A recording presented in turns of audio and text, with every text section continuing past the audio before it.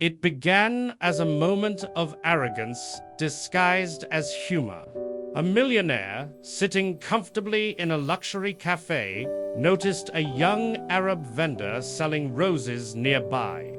With a smirk, he called him over and said, "Sell me these roses in Arabic, and I'll pay you $100,000.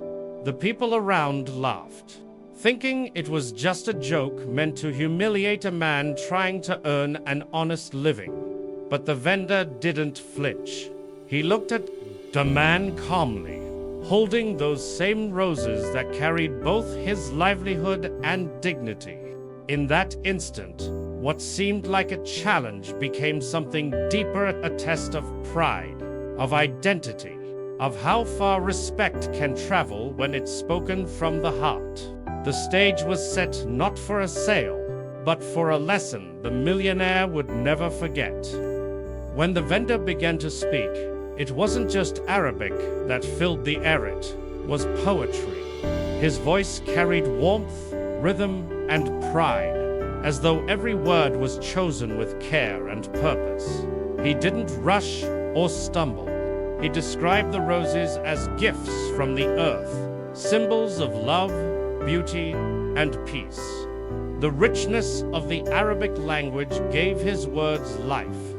It turned an ordinary sales pitch into something soulful and magnetic. Those listening could feel the emotion, even if they didn't understand every word. It was a reminder that language is far more than vocabulary. It's the sound of heritage, the heartbeat of a people. In that moment, the vendor wasn't just selling flowers. He was sharing a piece of his culture, his story, his truth, and that truth spoke louder than money ever could. Selling has never really been about pushing a product, it's about reaching a person. The vendor didn't rely on fancy words or persuasive tricks. He simply spoke with sincerity. He looked the millionaire in the eye and described what the roses meant, not what they cost. Every gesture, every tone, every pause carried honesty. He wasn't trying to convince, he was trying to connect. In that simple exchange, the millionaire began to realize that true selling isn't about transaction, it's about emotion.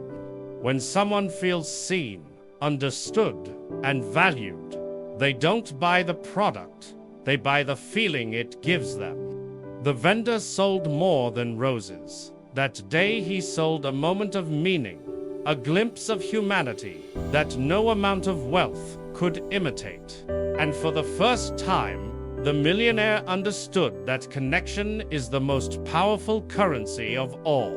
As the vendor finished speaking, a stillness filled the space.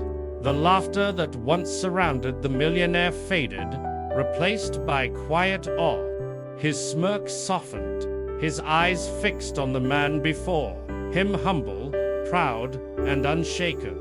For the first time, he saw beyond the vendor's simple clothes and worn hands.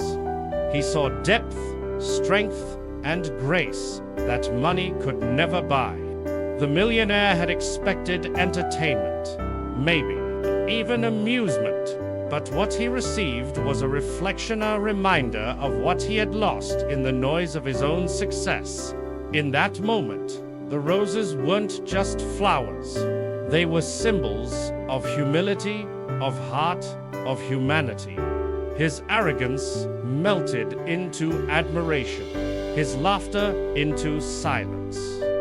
Sometimes it takes a stranger's words, spoken in a language we don't fully understand, to remind us what it truly means to listen. That encounter became more than just a story about Rosette, became a mirror for everyone watching. It reminded them that no culture, no language, and no person stands above another. The beauty of the world lies in its differences, in the way each voice carries its own rhythm, history, and truth. The millionaire had traveled the world but never truly listened to it until that moment. He realized that respect doesn't come from wealth or status. It comes from the willingness to see value in others. The vendor's simple act of speaking proudly in his own tongue shattered the illusion of superiority and replaced it with understanding. Every accent, every word, every tradition carries the weight of a people's soul. And when you learn to honor that, you don't just see others more clearly. You finally begin to see yourself. In the end, what truly won that day wasn't wit or wealth, it was emotional intelligence.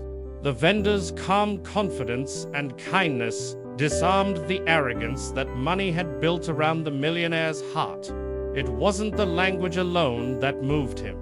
It was the sincerity behind it, the quiet strength that comes from empathy. Emotional intelligence allows us to read beyond words, to feel what others feel, to understand what they mean even when they're silent. That's what turns ordinary moments into lasting ones, and ordinary people into unforgettable souls. The millionaire realized that success without empathy is hollow, that brilliance without humility is blindness. The vendor, without riches or education, had taught him a lesson no business school ever could, that the greatest power in any conversation isn't in speaking louder, but in speaking with heart. And that's a language everyone understands.